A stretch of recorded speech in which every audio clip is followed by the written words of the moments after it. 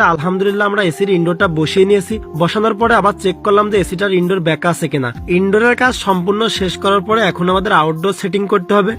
Setting করার জন্য আমরা ভালো মানের একটা অ্যাঙ্গেল নিয়ে নিলাম। এই অ্যাঙ্গেল গুলো আমরা নিজেরা তৈরি করেছি, এটা হচ্ছে আমাদের নিজেদের বানানো। তারপরে রশিবে আমি সানসাইডের পরে চলে এসেছি। সানসাইডে আসার পরে আমরা 6টা ডিল করে নিচ্ছি। সেই 6টা ডিলের মধ্যে আমরা ভালো মানের 6টা রয়্যাল বোল্ট ঢুকানোর পরে আমরা নাটগুলো টাইট করে দিচ্ছি। নাটগুলো টাইট করার পরে আমাদের অ্যাঙ্গেলটা ফিটিং হয়ে গেছে। এখন আমরা কপার পাইপ টানবো। আমরা কপার পাইপ গুলো টেনে নিয়েছি, আমরা হচ্ছে ক্লাম করে একদম নিচে নামিয়ে দিয়েছি যাতে করে পাইপটা নড়াচড়া না করে।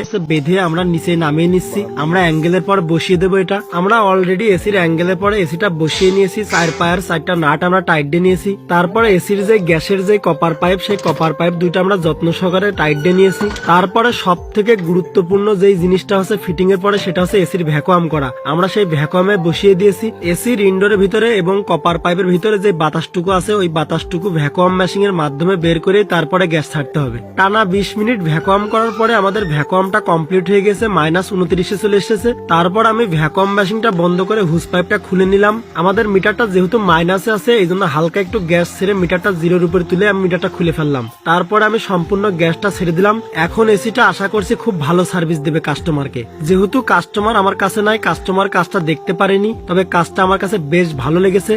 আলহামদুলিল্লাহ আমরা রুমের ভিতরে এসে আমরা হচ্ছে মাল্টিপ্লাগ দিয়ে এসিটা চালু করেছি। মাল্টিপ্লাগ দিয়ে চালানোর একটি মাত্র কারণ এখানে আছে এসির লাইন করা নেই। টেকনিশিয়ান এসে এসির লাইন করবে এবং ভেন্টিলেটর গুলো সবগুলো বন্ধ করে দিয়ে যাবে। আমরা যেহেতু 2টা এসি লাগিয়েছি, 2টা এসিতে একদম সেম পদ্ধতিতে লাগিয়েছি এবং 2টা এসি থেকে খুব ভালো ঠান্ডা হচ্ছে। এসি ভ্যাকুয়াম করে লাগাতে পারলে এসি থেকে সবসময় ভালো সার্ভিস পাওয়া যায়। তো যাই হোক, ভিডিওটি কেমন হয়েছে এবং কাজটা কেমন লেগেছে অবশ্যই জানাবেন।